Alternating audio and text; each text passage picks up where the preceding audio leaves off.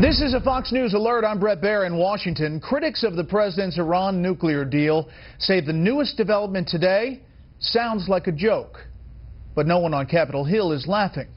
Iran will get to conduct its own inspections of its own facilities using its own personnel and equipment under one of the side deals between the Islamic Republic and the UN's nuclear agency. It's a revelation fueling even more fire against President Obama's legacy nuclear deal with Iran. Correspondent Kevin Corke is live tonight at the presidential vacation compound on Martha's Vineyard. Good evening, Kevin.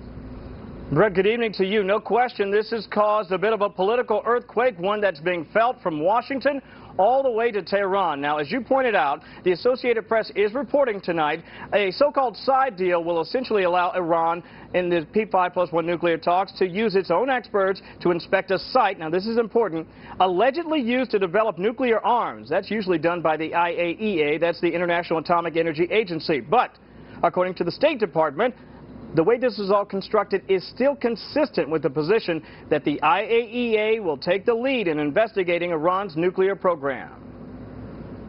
We're confident in the agency's technical plans for investigating the possible military dimensions of Iran's former program, issues that in some cases date back more than a decade. Just as importantly, the IAEA is comfortable with arrangements which are unique to the agency's investigation of Iran's historical activities. The administration and the IAEA may be comfortable for their part, but GOP presidential candidate Lindsey Graham certainly is not. He issued a statement that reads in part tonight, quote, allowing the Iranians to inspect their own nuclear sites, particularly a notorious military site, is like allowing the inmates to run the jail. And the chairman of the House Foreign Affairs Committee, California Congressman Ed Royce, called it a dangerous farce, adding, quote, international inspections should be done by international inspectors, period. Now, critics, Brett, are asking why, if the administration knew all about this side deal, would they sign off on it anyway? New Jersey Democratic Senator Bob Menendez tonight is calling on his colleagues to once again reject that deal. So for me, the question is this deal put us in a better national security position or not? I believe it doesn't, particularly if there is violations, and we have seen a 20-year history of violations. Now, Brett, the White House is saying tonight this still allows the IAEA what they're calling robust inspections. But just how that will all play out, especially given the parameters in this particular proposal, remains to be seen. Brett? Kevin Corke live on Martha's Vineyard tonight. Kevin, thank you. We are getting a look tonight at some of the communications that triggered the FBI's investigation into the Hillary Clinton email scandal. We're getting more reaction to Clinton's largely panned performance in a media session just about 24 hours ago as well. We have Fox team coverage tonight. Ed Henry is in Las Vegas with more from his questioning of the Democratic frontrunner. But we begin with Chief Intelligence Correspondent Catherine Herridge with Fox First details of what some of those emails contained. Good evening, Catherine. Thank you, Brett. Since the first Benghazi emails were released in May, it's been a mystery which ones sparked the FBI investigation. And now Fox News is the first media organization to confirm who sent them and the content.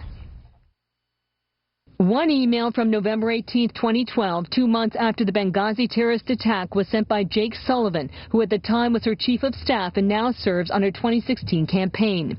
The version released to the public is heavily redacted and carries the B1 code for classified information. The other redaction showed the intelligence came from FBI sources and refers to suspects in the Benghazi assault.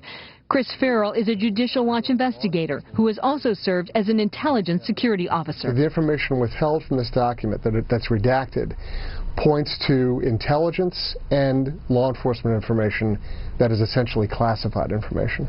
Mrs. Clinton's aide Huma Abedin, who also works for the Clinton campaign, forwarded the second email during the 2011 Libyan revolution. This email contains classified information from military intelligence sources, and the Inspector General says it was wrongly released in full. There's reference made to an AFRICOM piece of intelligence that they forwarded that appears to point to a technical means of collection that normally would hold a very high classification. At least secret, perhaps top secret compartmented. Today, the State Department spokesman said they disagree with the Intelligence Community Inspector General, that the information was classified at the time it was sent. That we've asked the Director of National Intelligence for another assessment of of those two. This morning, Clinton campaign spokesman Brian Fallon insisted the information was not classified.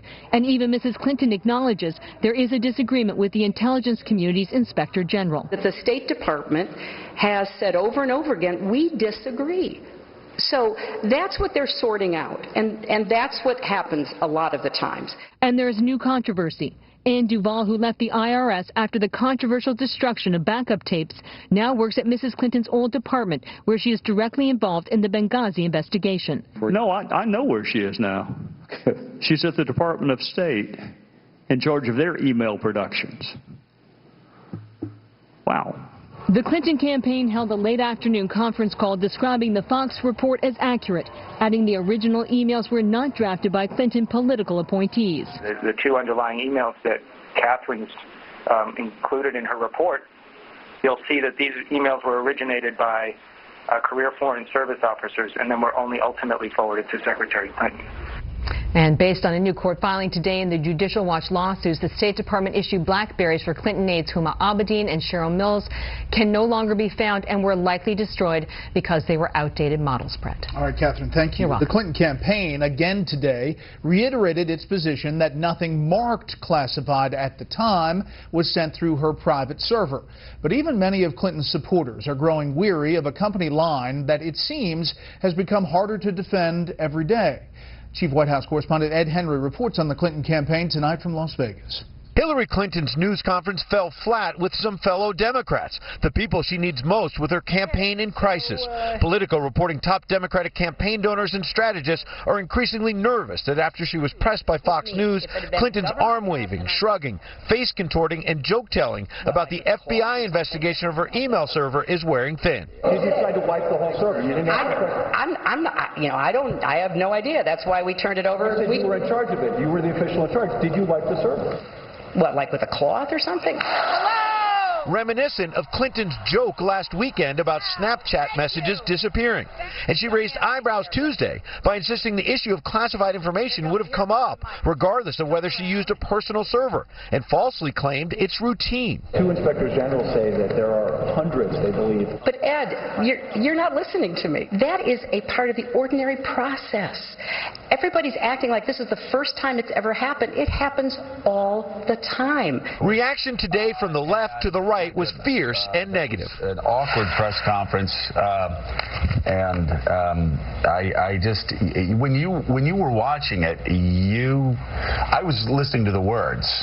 And it was, oh my God, you were looking at her face. Yeah. Said she's not keeping up with this. And then shook my head and walked away because this is so self-inflicted. Clinton said she was taking responsibility for mistakes and then insisted she did nothing wrong. Is it leadership about taking responsibility? Well, I do look, Ed, I take responsibility. Look, I just told Jeff, in retrospect, this didn't turn out to be convenient at all. And I regret that this has become such a cause célèbre. What I did was legally permitted.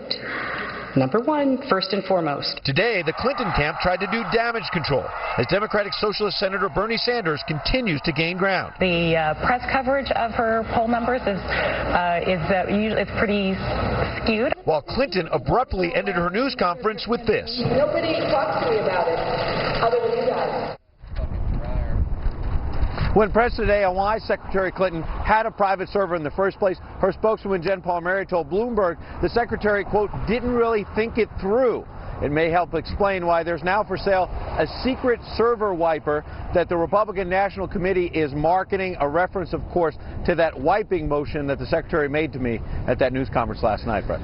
And quickly, Ed, I mean, when asked, how does the campaign say that she got classified information when she was Secretary of State traveling around the world? I mean, fax, phone call, what?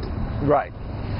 Right. She traveled to dozens of countries. She's touted that resume. They say she received secure faxes. She would be on secure phone lines. But also, clearly, some of that classified information may have dripped into emails because there may be hundreds of them. That's what the inspectors general have suggested, and that's what's being sorted through now, Brett. All right, more on this with the panel. Ed Henry, live in Las Vegas. Ed, thanks.